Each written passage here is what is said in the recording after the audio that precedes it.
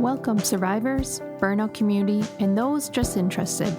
It's Kelly Bubolz, trainer, author, speaker, and your burnout prevention mentor. Burnout is not taboo. It's our reality in this chaotic, fast-paced world. But we're not going to let it drive the narrative to our stories. We're going to do something about it. So let's dig in.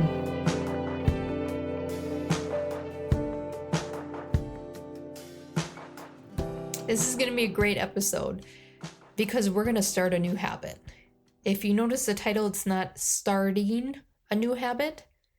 It's not going to be a passive. It's not going to be maybe tomorrow. It's going to be today. You and I are going to start a new habit. I'm going to walk you through a few tasks to get started. And then I want you to take the next step. I want you to go on my website and shoot me a message.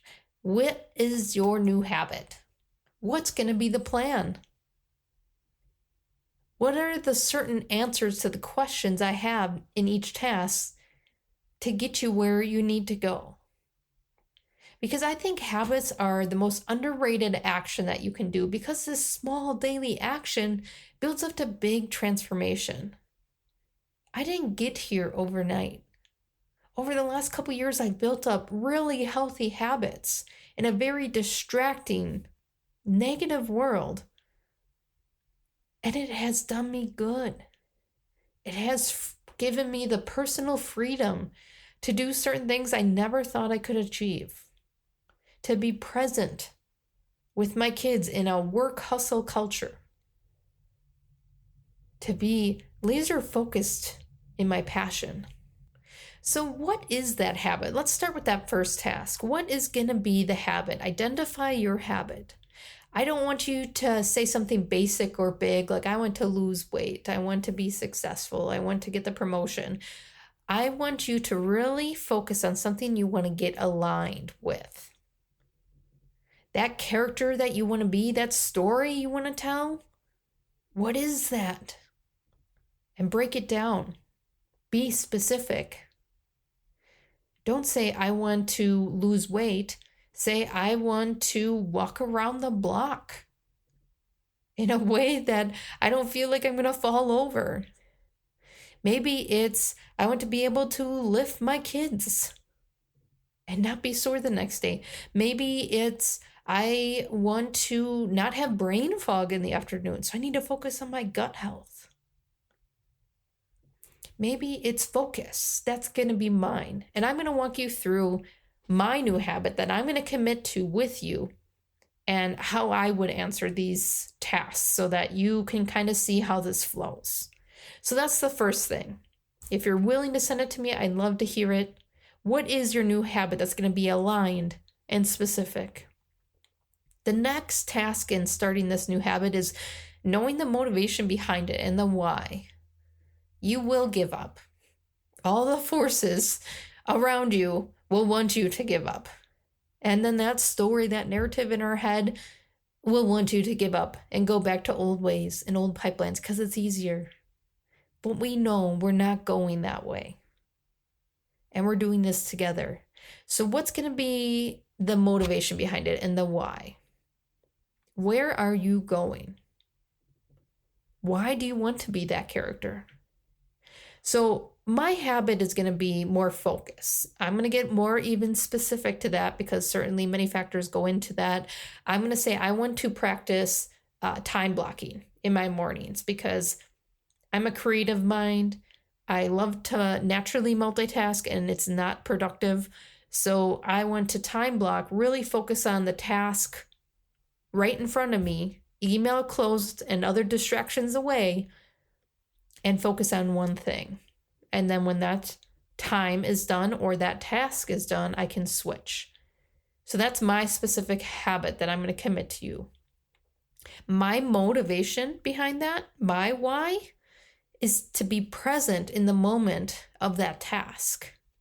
Because sometimes I'm emailing clients back or I'm preparing for a program coming up and I'm also doing a million other things. I'm not really present in that work. And I do my best work when I am present, when Kelly is giving her energy and flow in that way. So that's my motivation, is I do my best work when I am focused. So my habit is time blocking. My motivation is I do my best work, my best service to everyone when I'm focused. So that's why I'm doing that time blocking. What is yours? What's going to be your motivation, your why behind that habit? That habit we are starting today. Now, the next task I have for you is to start small. So BJ Fogg has a great book called Tiny Habits, and it talks about micro habits and habit stacking. And there's also a great video by him in YouTube. You can look him up, BJ Fogg, Fogg. And he talks about these micro habits in which we can stack on our autopilot habits that are already naturally ingrained in these pipelines. So if you always brush your teeth before you leave, start putting a glass of water there so that now you also drink a glass of water before you leave, if that's your habit that you want. So let's take my habit, for example. Starting small. Time blocking, I'm going to just start with my first hour of the day. My first hour of the day, I usually do a quick journal entry, my priorities that I need to get done today, regardless of how much distraction and creative mode I get into. These are the things I have to get done. And that's the things I'm going to time block. I'm going to start there. So I already journal. I already create my top 3 priorities for the day. So now I'm going to time block those 3 priorities. And that's the first things I'm going to do in my day. That's how I'm going to start small. Do you see how small we had to get? I'm not taking on a whole calendar load of time blocking. I'm not buying all the different time blocking tools and downloading the apps. I'm literally just piggybacking on my journal priorities. Now I'm adding a step 3. Time block those priorities. This is how we're going to create the plan. Because as I start to see progress in that time blocking, I'm going to build more. I'm going to build up my whole morning. I'm going to block off focus so that I can have fun the rest of the day. And by fun, I mean working with clients, having some good calls and webinars and meetings to move the workforce out of this zombie mode and back to energy. That's the stuff I really want to do. So all the stuff I have to get done, putting in time blocking, cranking it out, knocking it off my list in the morning is going to be energizing.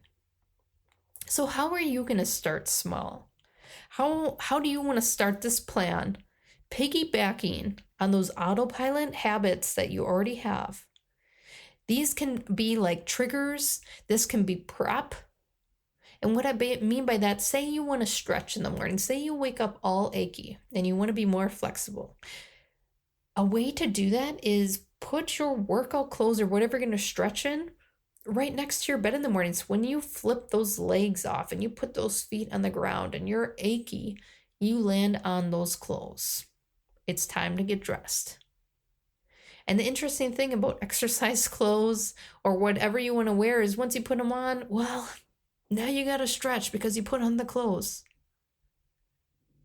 So how can you use those triggers or that prep or that habit stacking to help make your plan?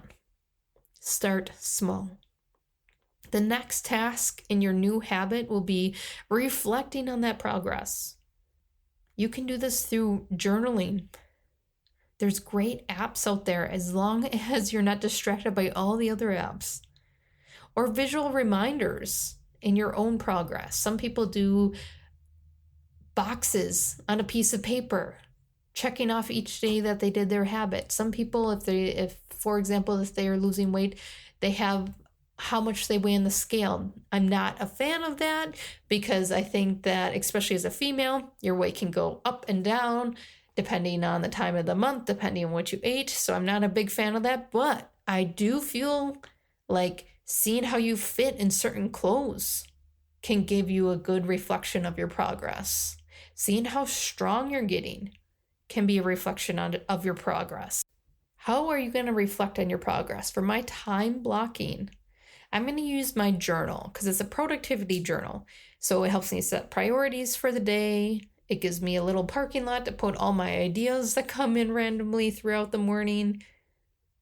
It gives me a focus on my training, where I'm training in my own content in my speaking, gives me a little bit of a training plan. So I'm going to do my reflection on my time blocking habit that I'm committing with you in my journal.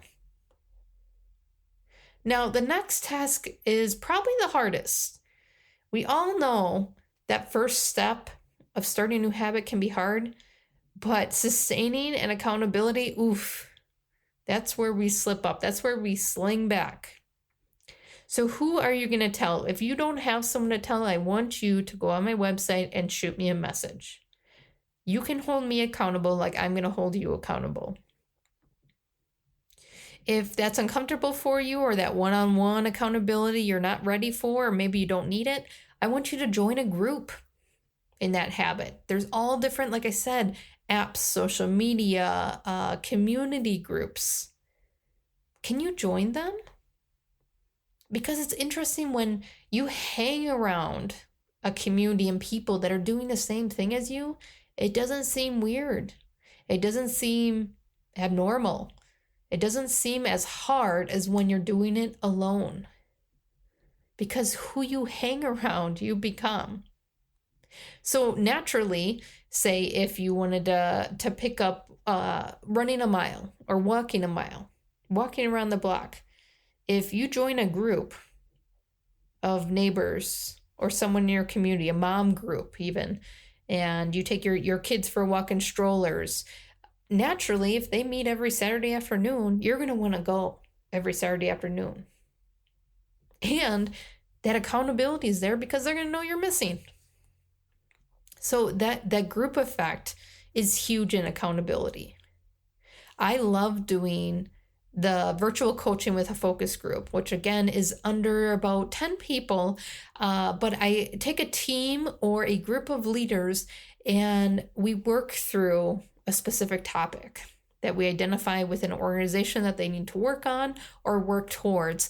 And the accountability is so high because every time that we leave a session, they have to identify their homework steps specific to them that they have to work on, because everyone's at a different journey in their skill sets, in their personal lives, in their professional growth.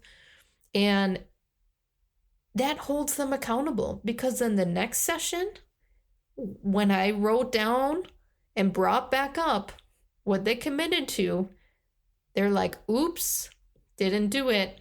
And we talked through why they didn't do it. I got it done. I surpassed my expectations and I got great outcomes. Guess what? You're not only holding yourself accountable, you're knocking it out of the park and you're showing your teammates, I can do this, you can too. I got great outcomes from it. So that accountability factor is super important in this habit journey. Now, how I'm going to hold myself accountable is I'm going to tell my partner at home. He already knows that I have a creative mind. I ping pong all over the place. I can be very distracted. There's Post-it notes all over my whiteboard. There is scribbles and notebook pages all over my desk. And of course, I need to hold myself accountable, but sometimes that doesn't work in a creative mind. So I'm going to tell him my new habit. And the interesting thing is we kind of start off our mornings together, getting the kids off to school, and I'm usually journaling as well as the kids are getting ready. And so it's a good time for him to ask me if I have my day set up. Do I have my time block ready? We can do check-ins at lunch again, where he can say, how was your time block? It doesn't mean I need it to hit every day. I want to have it set up that way, but I need to be adaptable. I need to make sure that if I don't do it or I slip up, that I don't shame myself to a point of quitting. I'm not perfect, but I am looking for accountability in my progress. Now, the last task that I want you to think about when we start this new habit together is to be patient. I want you to be persistent, but I want you to be patient with yourself. Like I just said, we will have setbacks. What will be your plan B? How will you adapt? There's times when I am traveling and I'm doing a program with a client, and then one thing leads to another, or we lead to a longer session than what I thought. Time blocking doesn't work. I need to be adaptable. So what's my plan B? What's going to be your plan B? If for some reason you can't complete that habit today, or maybe you're not feeling well and you're having a low energy day, give yourself some grace. What's plan B? So my plan B will be, if I cannot time block or I'm slacking on time blocking, my plan B to get back up to that high energy of this habit is to give myself some grace. And as long as I'm not doing distractive behaviors like social media, that's an okay day. It doesn't mean that I completely failed because I didn't time block, but I also didn't do de-energizing things. I didn't suck my time with energy drainers. So that's my plan B, is I want to focus. I want to do things that energize me and others. But on those low days or those days that I cannot do my time blocking, I won't do the things that I used to do. I won't sling back to old habits. And that's my plan B, because I still feel that that time is used wisely. So what will be your plan B? Kind of working this out now will help you be adaptive when these things come up. You know the distracting things that come in with your lifestyle and the chaos and the people and the schedules and the workload. How can you predictively create a plan B for this habit? I'm looking forward to hearing from you again. Go check out accountability partners. Tell someone. If you don't have someone, please send me a message through my website. I'd love to hear your habit. I'll keep you updated in a few episodes. Make sure you follow and subscribe on starting a new habit. We identified it. We know the motivation and why behind it. We're starting small. We're gonna reflect on progress. We're holding ourselves accountable. And we're gonna be patient, persistent, and adaptable. I know you're not lazy. Most people in burnout are high performers, those serving others before themselves. Don't discount this step today, the action in which you focused on your self-growth. Piecing together the puzzle is half the journey. Rediscovering yourself, energy, and establishing new habits is the other. Do not underestimate the untapped inner strength inside you. Explore more resources on my website to move from zombie mode back to liveliness. See you soon.